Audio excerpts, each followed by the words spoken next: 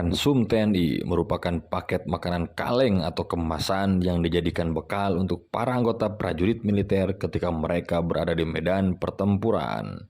Isi dari ransum TNI tersebut bermacam-macam, mulai dari nasi kemasan, energi biskuit atau enerkit, energi tablet atau enertab, minuman energi, dan lain sebagainya. Pencipta ransum TNI ternyata bukanlah seorang tentara, melainkan seorang dokter. Lantas, siapakah sosoknya? Simak ulasannya. Sosok penemu ransum TNI itu bernama Profesor Dr. M. Sarjito. Dia adalah seorang doktor yang menjadi guru besar Fakultas Kedokteran Universitas Gadjah Mada. Selain itu, dia menjadi rektor pertama UGM dari tahun 1949 sampai 1961. Lahir di Purwodadi pada 13 Agustus tahun 1889. Namanya kini terus dikenang sebagai nama sebuah rumah sakit provinsi di Yogyakarta, yaitu Rumah Sakit Umum Pusat Dr. Sarjito. Setelah lulus dari Stovia, Sarjito melanjutkan profesinya menjadi dokter di Rumah Sakit Jakarta dan terjun dalam riset laboratorium mengenai penyakit influenza pada tahun 1918 sampai 1919.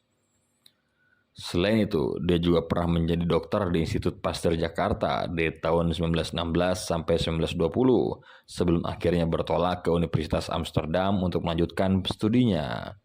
Setelah kembali dari Amsterdam, Sarjito diberikan kepercayaan sebagai dokter di Laboratorium Pusat Jakarta, kemudian kepala laboratorium di Makassar tahun 1930.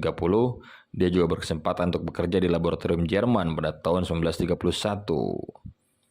Sesudah proklamasi kemerdekaan Indonesia, Sarjito yang saat itu menjadi kepala Institut Pasteur mendapat tugas untuk mengirim bantuan medis untuk warga sipil dan militer di Bandung. Ketika situasi di Bandung sudah tidak kondusif, dia bersama staf kesehatan berpindah ke Klaten dan disitulah dia turut menangani korban perang untuk mendapatkan perawatan intensif. Dr. Sarjito sempat melakukan pengabdian dengan membuka pos-pos kesehatan di jalur transportasi dan wilayah yang jauh dari fasilitas kesehatan. Bahkan dia membangun beberapa rumah sakit darurat dan pos kesehatan untuk korban perang. Ketika momen serangan umum 1 Maret 49, Sarjito mulai melakukan pembuatan ransum tentara dengan bahan yang sama seperti milik tentara Belanda. Kecerdikan Sarjito dalam membuat ransum melahirkan inovasi bernama biskuit Sarjito. Bentuknya yang bulat bisa memberikan energi untuk para tentara ketika di medan perang.